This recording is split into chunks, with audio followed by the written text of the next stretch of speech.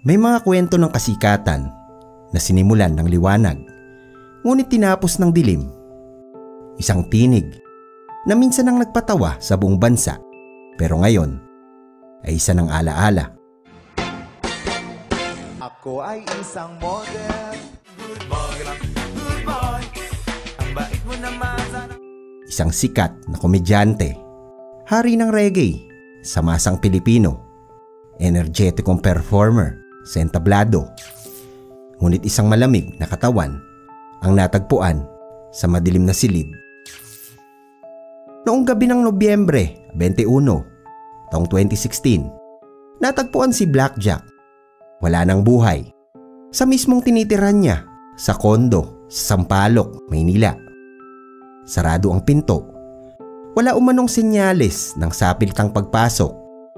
Balot ang ulo. Tahimik ang paligid. At mas tahimik pa ang mga sumunod na ulat. Walang malinaw na paliwanag. Walang inaresto. Walang matibay na sagot. Hindi ito isang eksena sa isang pelikula. Hindi ito kwento ng fiksyon. Pero ito ang totoong katapusan ng isang taong minsan ang pinasaya ang bawat tahanan sa Pilipinas. At ngayon, ang kanyang kwento ay isa ng misteryo. Ngunit bago natin subukang unawain kung ano ang nangyari, kailangan muna nating balikan kung sino nga ba si Blackjack. Sino si Joseph Amoto. Bata pa lamang ay puno na ng pangarap na sa kalaunay naging simbolo ng kasiyahan at sa dulo ay naging katahimikan. Isinilang si Joseph Amoto sa lungsod ng Olongapo. Isang lugar na kilala noon bilang isa sa pinakamakulay, ngunit pinakamagulong sentro ng kultura sa bansa. Dito kung saan nagtagpo ang musika, barkadahan at ang impluwensya ng mga dayuhan, lumaki ang batang si Joseph. Anak siya ng isang American serviceman at isang Pilipina. Isang batang may lahing banyaga, ngunit sabik makahanap ng pagmamahal. Sa murang edad, naranasan na niya ang pagiging outsider. Maitim ang balat, kulot ang buhok, at kakaiba ang itsura sa karamihan. Ngunit sa kabila ng pagkakaibang ito, isang bagay ang hindi naiiba. Ang kanyang pagmamahal sa musika. Sa mga lansangan sa Olongapo, unti-unting namulat si Joseph sa musika. Mula sa mga kantang pumapailan lang sa jeepney hanggang sa tugtugan sa mga kalye bar sa district. Dito siya unang natutong humawak ng mikropono. Hindi siya agad naging Blackjack sa simula. Simpleng batang may talento lang siya sa pagpapatawa at pagkanta. Pero may kakaiba sa kanya. Sa bawat biro niya, may timing. Sa bawat tono niya, may puso. At higit sa lahat, may karisma siyang hindi maituro o mainsayo. Mula sa maliit na racket, dumami ang tumatawag sa kanya. Hanggang sa nakapasok siya sa recording industry. At dito, tuluyang isinilang ang pangalang Blackjack. Ang kanyang big break, ang awiting Good Boy. Isang kantang tila biro sa una, pero tumagos sa masa. Ako isang good boy, laging sumusunod. Sa bawat linya, may tawa, pero sa likod ng tawa, may realidad. Isang karaniwang Pilipinong sumusubok, magpakabuti, sa mundong puno ng tukso at pagsubok. Mabilis ang pag-akyat ni Blackjack. Ang kanyang debut album, na noon at ngayon, ay umani ng platinum status. Tumanggap siya ng mga awards. Nagkaroon ng loyal fanbase at naging staple ng Philippine pop culture. Siya ang naging mukha ng reggae na abot kaya ng masa. Hindi siya gaya ng mga elitistang musikero na pinipilit maging purist. Si Blackjack ay totoo, simple, masaya at relatable. Pero sa likod ng saya, hindi natin alam, may nagsisimula na palang gumapang na anino. Walang kasikatan ang walang kapalit. Habang papalitan ng bagong uso ang novelty at reggae, unti-unting nanahimik ang pangalan ni Blackjack. May mga ulat na lumabas. Umano'y personal struggles, sakit, pagkabigo, kalungkutan. May mga balitang sumablay ang mga relasyon, nawala ng raket at nagkulang ang kita. Sa isang eksena noong 2014, naitala ang kanyang pag-aresto matapos magwala sa sarili niyang tinitirhan. Sabi ng mga otoridad, tila may pinagdadaanan siya, emosyonal at mental. Ngunit sa bawat ulat, isa lang ang malinaw. Hindi na ito ang dating masayahing good boy na kilala ng masa.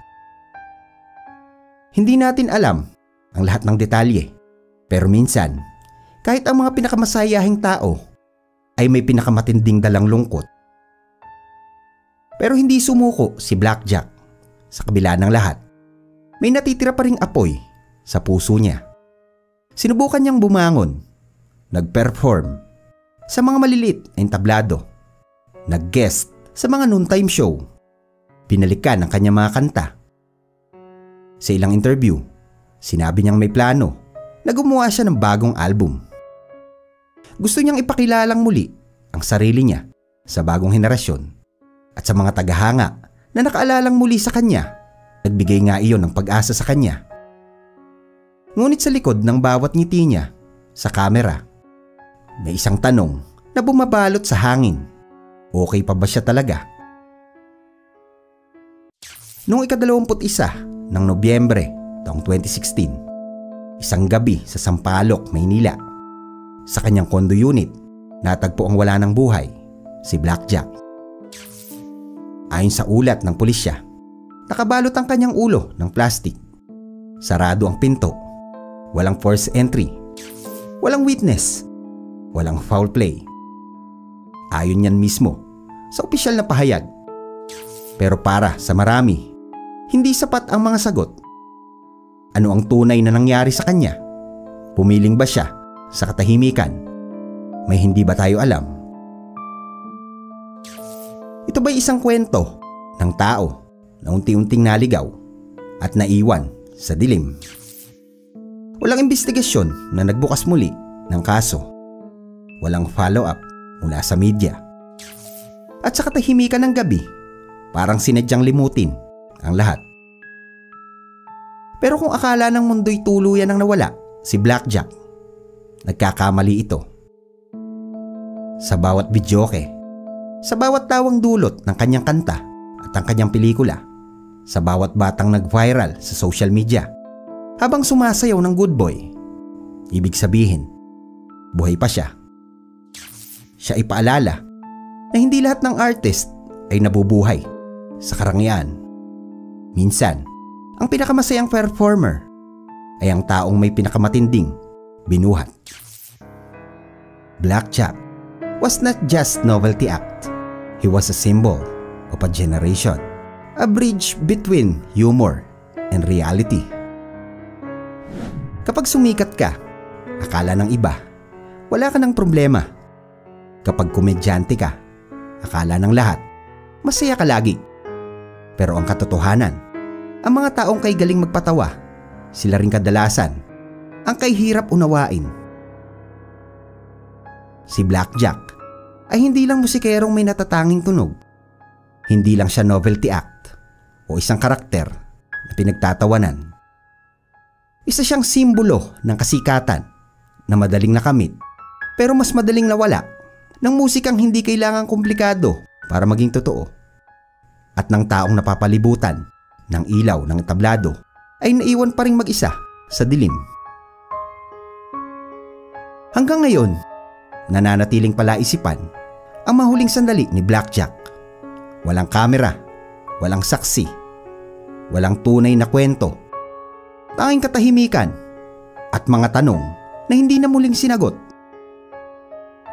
Pero sa kabila ng lahat, isang bagay ang malinaw. Hindi siya nawala. Nandito pa rin siya sa musika, sa alaala, at sa bawat tanong na naiiwan sa hangin tuwing patay na ang tugtugan.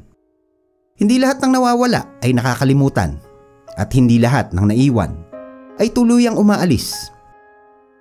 Sa mundong puno ng ingay, minsan sa pinakamalalim na kwento ay nangyayari ang katahimikan. At sa katahimikang iyon, naroon pa rin si Blackjack, nagbabantay, nakatingin at baka minsan nakatitig.